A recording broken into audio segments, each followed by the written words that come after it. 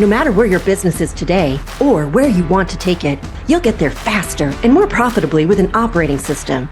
Welcome to TeamOS, your guide to starting, growing, and optimizing a real estate team. Here's your host, Ethan Butte.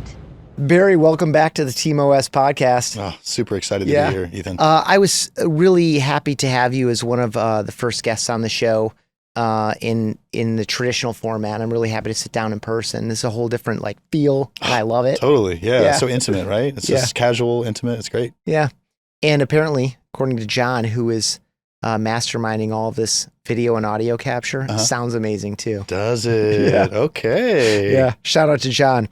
But I'm going to ask you the same question I asked you off the top of the last one. Okay.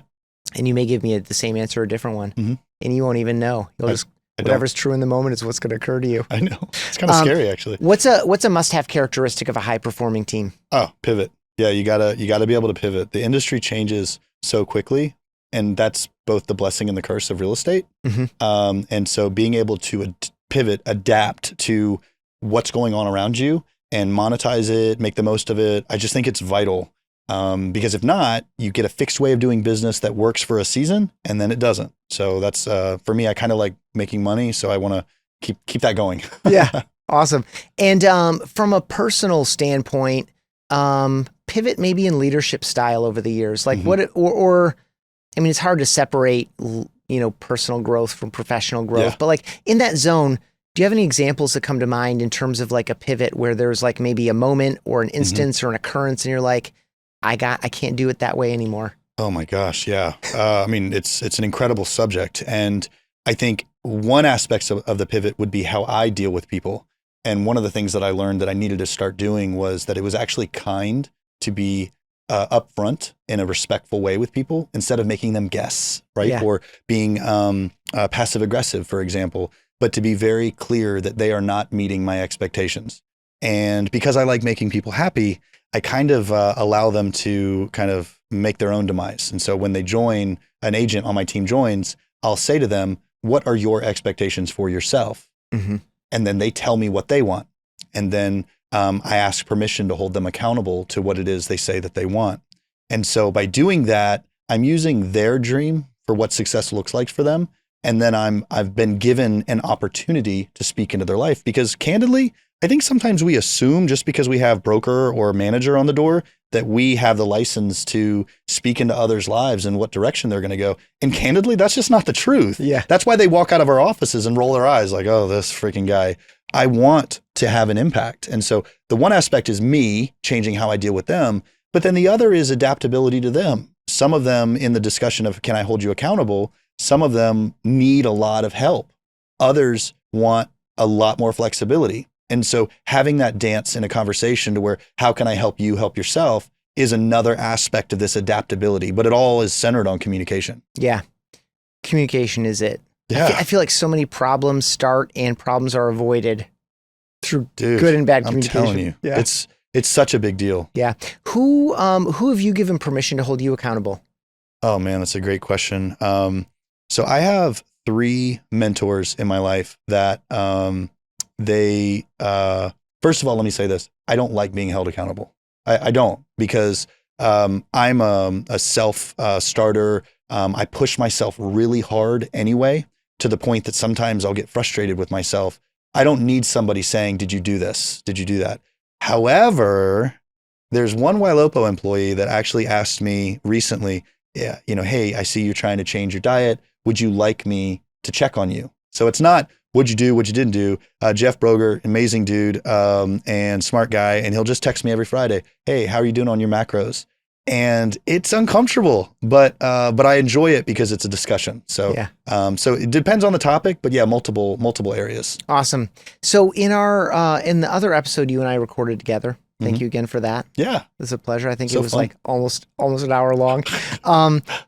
We didn't do as much as I wanted to, because we had a lot of ground to cover and I had a lot of questions, and as we said before we even started this one, we could talk for hours and hours and hours. It's true.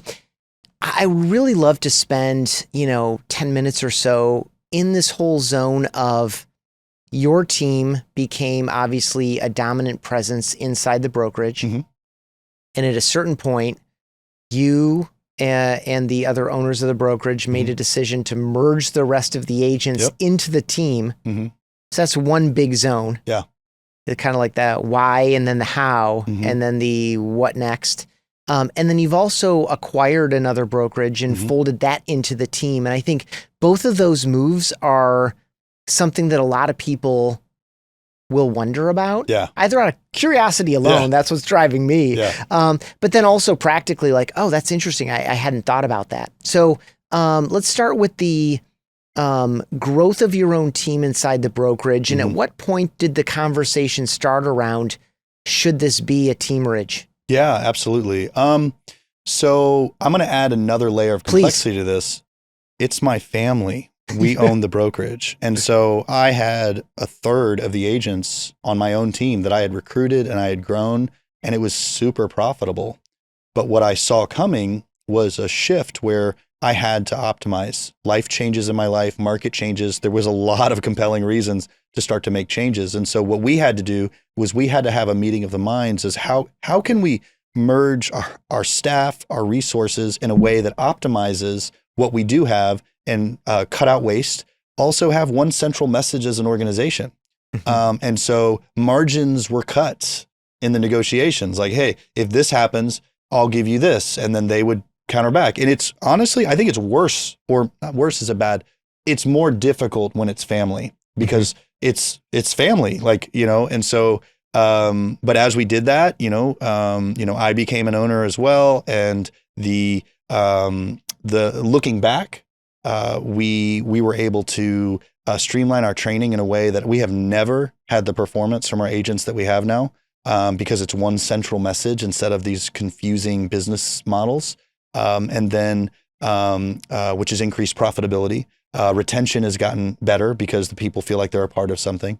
I could go on and on of all the positive impacts of merging forces. Yeah.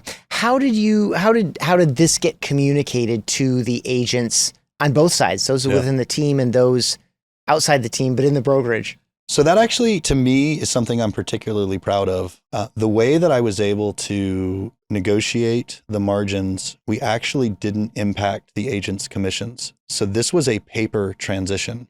We actually didn't have to make any major announcements. Agents don't like change. What's going to happen if Barry changes? He's not around anymore. I knew I was going to be around. So we made a paper merging. We did change a lot of processes. And so that was the change the agents felt. But I didn't go to them and say, hey, we've got this major merger and acquisition. Be ready for all this. And I felt like that was a really bad plan. And so we worked with the margins that we had. And I'm a big believer that I want to optimize. Time is so important to me. I'm a creative. I'm a writer. I'm making technology products. And so for me, I wanted to have an arrangement that was profitable and fair, but also allowed me the freedom to follow my passions. And so the observation was we have a lot of duplicated effort inside your team and outside software. In the brokerage. We had 2 follow-up boss instances, for example. Yeah. Separate follow-up boss accounts, right? Merge those. Separate call action accounts, separate YLOPO accounts, separate, everything was separate. And so this merging in a way that made sense for the both of us turned out to be fantastic. And it allowed us an environment where we felt comfortable buying another brokerage. So thank you for the segue. Got you, bro. Appreciate it. So how did that come about? I mean, because there are a number of unique factors there. I mean, obviously there's something about that brokerage that attracted those agents in the first place, whether it was you and your team, but your reflection of the brokerage as well. Like the fact that all of those folks could kind of be brought together is a lot easier, I think, than bringing people from outside. Was it independent? An independent brokerage, yep. That makes it a little bit easier, I think. It does. What makes it a lot easier is I help my competition, and not so that I can recruit them. Actually, this particular brokerage, I had helped on several occasions and done training on lead conversion. And when their agents, I had 2 instances where their agents contacted me offline and said, hey, I'm leaving, yada, yada, yada. I'd like to join forces with you. I'm sorry. Your broker trusted me. To me, it's an ethics violation for me to go in and train your people and then you come and recruit me. And that's how I do things. And that's why my market trusts me to go to their events, and they know Barry's going to treat me right. So there's a trust there. The broker had a life change. Business changed dramatically when rates first went up. We were able to leverage our relationship with Anywhere, who owns, Better Homes and Gardens, and they have a fantastic mergers and acquisitions department. They went through the P&L. They went through what it looks like financially, whether or not they wanted to be involved. And of course, I can't say whether they were or not. But having them, their money, their brains, and their process, they facilitated. And as long as we hit our numbers, they're like happy as can be. And because we're a teamerage, so we're giving the opportunities to our agents at scale. We crush our numbers. Like that's never been a problem. So it worked out, and we're doing more. We realized, like, wait a second, hold on. Somebody else's money, 30 agents. Yes, please. Yeah. Like, it was just fantastic. Yeah. Cool. Talk about that human side of it. How did this get communicated internally, and how did it get communicated to those folks that were coming alongside y'all? Sales meeting. We announced that we were merging, and a lot of concern. Honestly, there was a lot of concern because we were going up in size by about a third. Mm-hmm. We're giving leads to our agents. Mm-hmm. Am I going to lose my leads? Yeah. And so I can think of 3 instances where agents had significant concerns, and I remained empathetic. I listened, and I tried to coach them through it. And 2 out of the 3 stayed with us. The one that left didn't leave right away, and she only left that I know of because she said she got a better opportunity somewhere else. But we remained friends, but we really didn't have any fallout other than that. Mm-hmm. And you don't need to be specific, but like, of the concerns that were brought to you by these agents, were they things that you had already considered, or were some of them like, I never thought about it that way? They were not only things we considered, but things we spoke to. Mm-hmm. But I think that when you're listening to someone talk, I don't know the math, maybe but it's a very small percentage of what the person remembers. They remember how you made them feel. Yeah. They don't remember what you said. Yeah. And this instance was no different. So we just did a really good job of communicating. And when someone expressed concern, we said, look, you're valued. Here's how we're valuing you. And here's what we're going to continue to do. And I would always jokingly say, look, like, leads, it's a great problem to have if I don't have enough leads. All I got to do is turn dials, spend a little bit more money. Like, it's really, this is great. I hope I run out of leads, for me, because it's not a problem. Yeah. Yeah. And not only do people not remember everything, I mean, you say it once and you say it twice and you say it in a different channel and you say it in a different way, for people to get into it. The other thing too, in a dynamic like this, is that people will hear what you're saying. It'll set off the panic button maybe, and they can't get past anything else besides that. It's like, I just hear the alarm. This sounds dangerous. Yeah. So I had a couple of team leaders 8 years ago. I was experimenting with a model of scale with squad leaders, where basically middle-level management. I gave them too much and they left with my agents. And some agents left because other agents were leaving. They were like, well, if they left, I guess I'm going to leave too. And I learned from that agents, the market's already so volatile. When their home base feels shaky and scary, I think that they look for reasons. They're always being recruited if they're good anyway. Mm-hmm. So they're looking for safety and security. And so if you're going to merge your business with another one, and then merge your business with another one, you really have to be kit gloves. You got to be really gentle with your people and understand that they're scared, and you can talk them through it. Mm-hmm. Yeah. Has this, it feels like you have some interest and appetite for this. Is this like a new thing on your radar? Yeah. I mean, yes, it's really expensive and hard to recruit agents. And so if you can do it by business dealings, I'm kind of obsessed with it, to be honest with you. And I sincerely hope that nobody leaves the business during this hard market. However, I think logic tells me that there's going to be a lot of people that don't make it through. Mm-hmm. And we are primed to be a good partner to them and strike business deals with them that are profitable for them and for us. It's no different than in 2011. I knew low rates and low home prices were not going to happen soon. So I bought one house a month with other people's money. I wasn't rich. Mm-hmm. I borrowed $2 million right? But my family changed financially forever as a result of that. So you've got to take the market conditions and look for that opportunity. Profitability. You've used that term a number of times. Yep. Obviously, it is the necessary ingredient to have the privilege to continue doing what we're doing. When you're in much more intimate environments than something with microphones and being broadcast. This is pretty intimate, bro. For what it is, it's very much so. But like, what are a couple of keys for people that are figuring it out in a tough market, and where are some people still hung up? So I really want to speak to those people because if your business is based off of your salespeople talking to customers, people, and you're only making money when the leads or the people have clarity on what their needs are. So to bring it down a step further, if I can only close a lead that calls me and says, will you help me find a house? That's what I just said, right?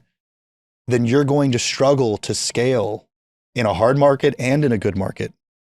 This is a confusing process, right?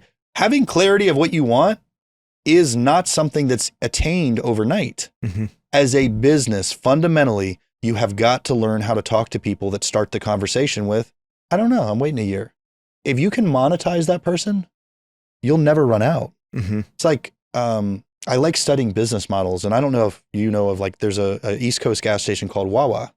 And I used to go to 7-Eleven all the time, but Wawa, they have free hand sanitizer, free air for your tires. There's no doors on the bathroom. This sounds silly. I know you're like, where are you going with this, Barry?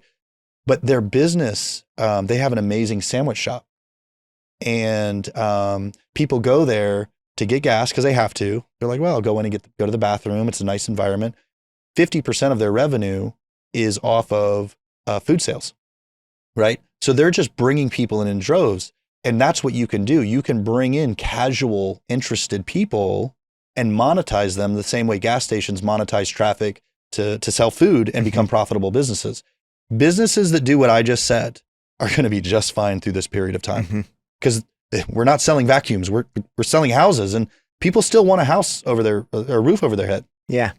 Yeah, really good. I like the analogy too. I've also heard that they're famous for their coffee as well. Coffee's fantastic. Which would be something to bring people into the facility. It's interesting too, the way I see a lot of parallels there. Now you have me thinking about the gas stations that are consistently like well lit, approximately clean. There's no flickering, right? A bulb overhead that's like, I don't feel. That's 7-Eleven. If you feel like they're doing you a solid when you have to use their restroom. Yeah. Like at Wawa, it's like they want you there, Yeah. And that's why I go there. Yeah, totally. I really, and it's hospitality at some level. It's an invitation to do more than the transaction. The transaction is credit card, fill up the gas, drive away, no interaction, no conversation, no opportunity to experience your hospitality except maybe whatever the setting is out at the pumps. I like. Well, they have Tesla superchargers there as well, right? So they're really like they're bringing the Teslas over, like so they're really thinking about increasing traffic, and we need to think as business owners the same way with our websites, and that's why we have signs on the door, Yeah. You got to think about all those things. Yeah. The other thing I appreciate about the way that you're talking about talking to people is that you're meeting them where they are. And instead of, I know this is like gross and oversimplified, but like instead of saying, hey, are you ready for what I have? It's opening up a conversation and helping them see the world in a different way. Really getting them to understand their own needs and wants. They think they want something or they think they have a limitation. And you ask a couple why layers and, well, tell me more about that. Like, why is that the case? Yeah. And that's servant leadership. So if I'm for old school leadership is I'm going to stand on top of the mountain, yell to all the people at the bottom, hey, I'm up here. Come on, right? Get up here. Yep. And that's what agents are doing. Do you know what you want yet? Come on up. I'm ready. Right. And what I'm advocating is you go down to the bottom of the mountain and say, look, I know you have no idea. I'm going to put my arm around you. We're going to walk out this process. And not that this is a lead conversion podcast, but I will tell you something. When leads start off the conversation with, I don't know what I want yet, and we say, I understand, we're going to meet. I'm glad you don't know what you want. Let's meet. Consistently, those people end up buying if they get approved within 3 to 4 months. Mm-hmm. So when people ask me, how long does it take to convert a Google lead? I say, well, let me ask you, are you going to be involved in them figuring it out? If not, it's going to take you a year. They're going to take a year to figure it out. Or are you going to start block and tackling their problems for them? If so, 3 to 4 months. And this scales fantastically. Mm-hmm. Yeah. And so that's baked into training across more agents than, say, 18 months ago. Yeah. Yeah. Yeah. And I can only imagine what that does. It's been fantastic. Yeah. Yeah. The clarity of messages. Mm-hmm. We've got a leadership, an entrepreneurial ownership leadership culture. And now we've got agents that are kind of taking this message and they're building their own businesses off of it. They're building teams under my team as a result of what we're doing.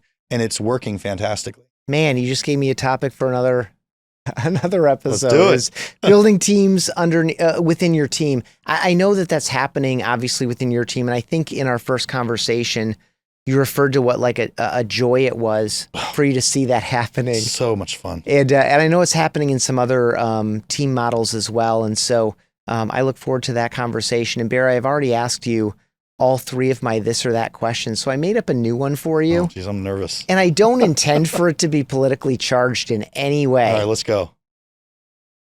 New York or LA?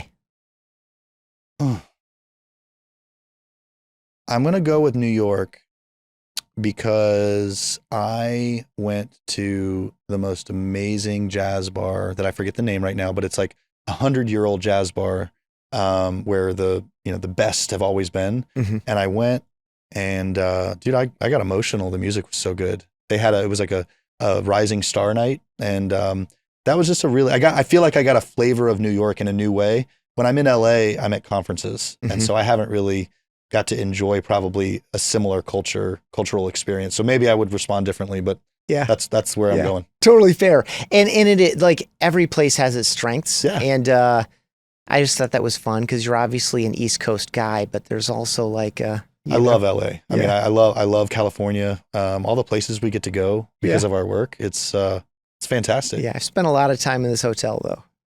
That's all I ever do. Yeah. Barry, appreciate you. Continued Thank you. success. And I can't wait to find out more about the teams growing inside your teamerage. Me too. I'm excited about it. Thanks for checking out this episode of TeamOS. For email exclusive insights every week, sign up at realestateteamos.com.